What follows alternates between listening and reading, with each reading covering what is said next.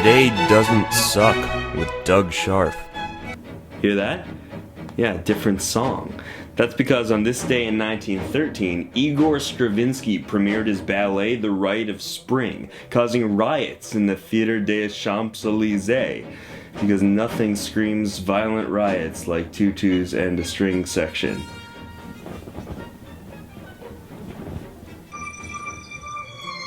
The Rite of Spring doesn't really have a plot, but it's about Russian pagan rituals, and at the end, some girl sacrificially dances to death while a bunch of older guys watch, which is sort of like what happens at that strip club Cheetahs in Midtown West on Tuesday nights. I've heard.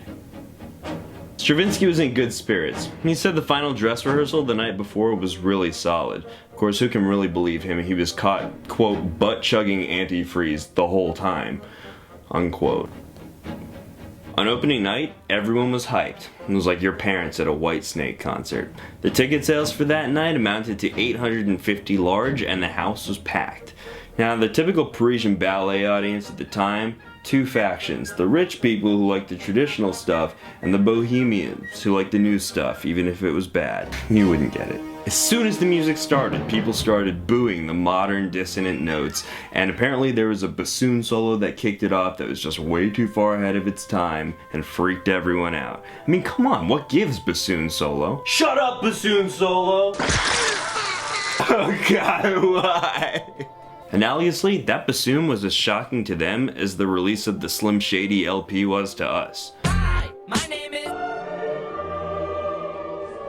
Here's some clips of people rioting while the music from The Rite of Spring plays, so you get a feel for what happened that night as I explain it. When the curtain rose, the weird, sharp, un-ballet-like dancing freaked the audience out even more. The choreographer Nijinsky had to call out the dance steps from the wings because the audience was so loud no one on stage could hear the music. Then, the two factions started fighting each other and then began to throw objects at the orchestra. Cops were called, idiots were ejected. And of course, the opposite of Riot set to classical, cute stuff set to death metal.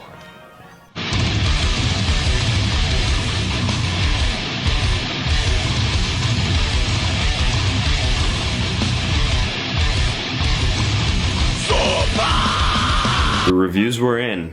These are real, I swear. A laborious and puerile barbarity, not successfully carried out. We could at least propose to evict the female element.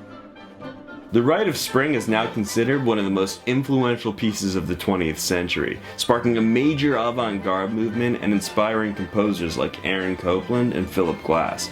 It was even the music in that Dinosaur Nightmare section of Fantasia. I'm Doug Sharf, and I beg you to take... Hey, what's going on?